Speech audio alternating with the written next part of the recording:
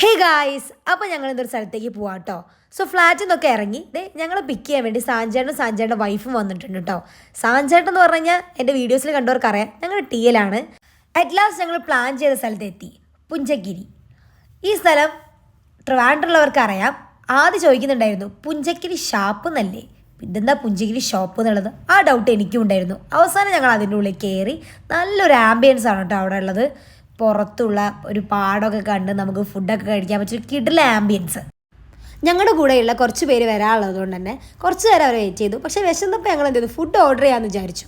അത് കഴിഞ്ഞപ്പോൾ തന്നെ അച്ചു വന്നു, പിന്നെ ആശി രഞ്ജു വന്നു കേട്ടോ. ഫുഡെല്ലാം വന്ന് അതൊക്കെ വയറ് നിറയെ കഴിച്ച് പിന്നെ ഞങ്ങൾ പ്ലാനിങ് ആയിരുന്നു എങ്ങോട്ട് പോകണം എന്നുള്ളത്. അപ്പോൾ ഞങ്ങൾ കുറച്ച് നേരം ഡിസൈഡ് ചെയ്തു എവിടെ പോകണം എന്നുള്ളത്. അതിനുശേഷത്തെ ഞങ്ങൾ പോയിക്കൊണ്ടിരിക്കുന്നത് ഞങ്ങൾക്ക് റീൽസ് എടുക്കാൻ പറ്റിയൊരു കിടില സ്പോട്ടിലേക്കായിരുന്നു. എല്ലാവരുടെയും വണ്ടി അവിടെ പാർക്ക് ചെയ്ത് പിന്നെ ഞങ്ങളതേ നടന്ന് ഞങ്ങളുടെ ഉദ്ദേശിച്ച സ്പോട്ടിലേക്ക് പോയിക്കൊണ്ടിരിക്കുകയാണ്. ഏകദേശം ഒരു സന്ധ്യ ആയതുകൊണ്ട് തന്നെ അപ്പം കുറച്ച് വെളിച്ചുണ്ടായിരുന്നു. പിന്നെ ഞങ്ങൾ റീൽസ് എടുക്കാൻ നോക്കിയപ്പോഴത്തേക്കും കുറച്ചും കൂടെ ഇരുട്ടായിട്ടോ. പക്ഷെ നല്ല കിടില സ്പോട്ടാണ്. അവിടെ നിന്ന് നല്ലോണം ഇരുട്ടിയതിന് ശേഷം ഞങ്ങളതേ ബിബിൻ്റെ വീട്ടിലേക്ക് ചെന്നു. ഇവനെക്കുറിച്ച് പറയുകയാണെങ്കിൽ ഇവൻ എൻ്റെ കൂടെ MBA ജൂനിയറും ആയിരുന്നു. അതേപോലെ തന്നെ ഇപ്പം എൻ്റെ കൊളീക്കുമാണ്. സത്യം പറഞ്ഞാൽ എനിക്കിപ്പോൾ സ്വന്തം അനിയനെ പോലെയാണ്.